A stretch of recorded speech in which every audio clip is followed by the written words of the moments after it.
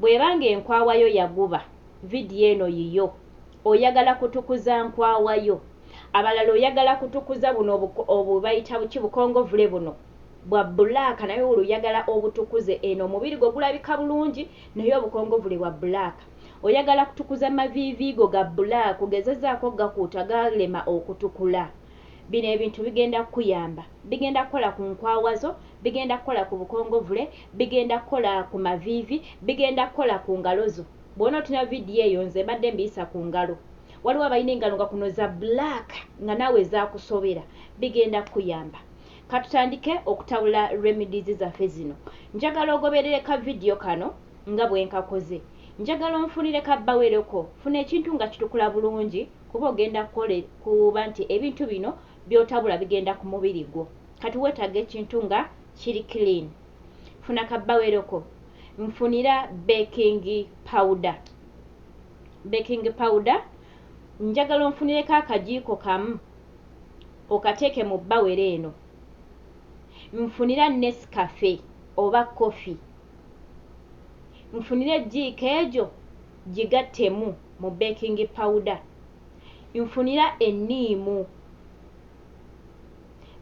eno gisalemu tugyetaagamu kajuyisi kano gikamule bino mbinnyonnyola naye gobeera vidiyo eno bikamule enniimu gikamule oggyemu kasupu ako bulungi ng'okakamulira mu bintu nga bw'olaba wali nakoze mu vidiyo eyo ezannya waawo ku sikiriini yo bw'omaliriza obusigo osobola obuggyamu obw'enniimu bweba buguddemu kati tandika okubimikisinga bulungi bimikisinge omekinge sure nti bidissolvinze bulungi baking powder ne coffee byemikisinze bulungi nnyo mu kasupu k'enniimu bw'omaliriza tandika okumasaaginga enkwawayo mpola mpola oba ekifo kyonna ky'oyagala okutukuza kibe nga kitukudde nga kivuddeko ebiddugavu kati omasaaginga bulungi nnyo enkwawayo n'ogimasaaginga oba eviiviiryo oba akakongovuleko n'otwala obudde eddakiika 15 ku ddakiika 3 kisinziira enkwawayo yaguba kyenkana ki bw'eba yaguba nnyo nga nawe yakusoberera ddala twala eddakiika za 3 ng'omasaaginga enkwawazo bulungi 30 minutes bwe zinaggwaako obe ng'onaaba mu nkwawayo oba obadde omasaaginga ku ngalo zo simanyi obeezange wano muziraba bulungi ku mukono gwange kuno kwe mbadde masaaginga naye oziraba bwe zifaanana eno nkozesa kamera ya ssimu teriimu filter kati waliwo abalina engalo nga za bbulaaka zonna bino ebintu bigenda kuyamba okulongoosa engalo zo era bw'oba omasaaginze engalo twala eddakiika zo 15 ku 2 ng'omasaaginga engalo zo we oba masaaginze maviivi era twala eddakiika ezo oba bukongovule twala eddakiika ezo bw'omaliriza onaabe ogenda kulabirawo results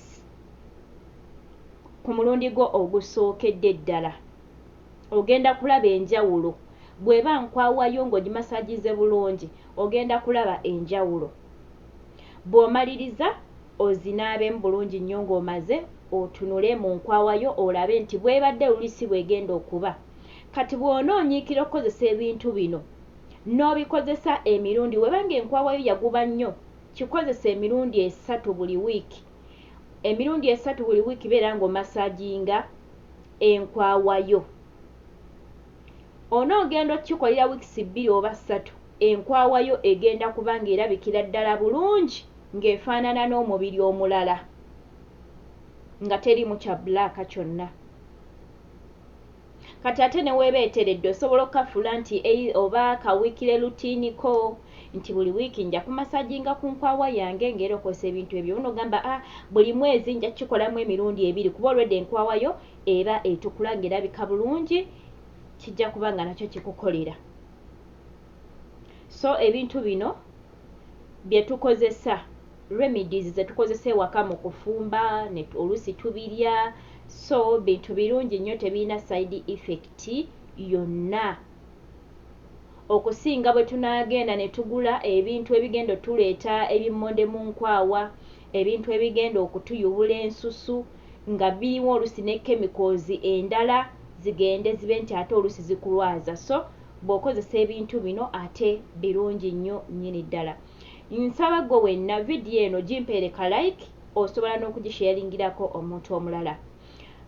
Ngenda kusaba ekintu ekirala nti bw'oba okozesezza ku bintu bino ne bikukolera, nkusaba jangu mu comment section owe obujulizi nti kigenda kuyambako omuntu omulala n'alaba vidiyo eno omwezi ogujja, bw'anaalaba kakomenti ko ajja mmanya kituufu kikola kangezeseeko nange ndabe.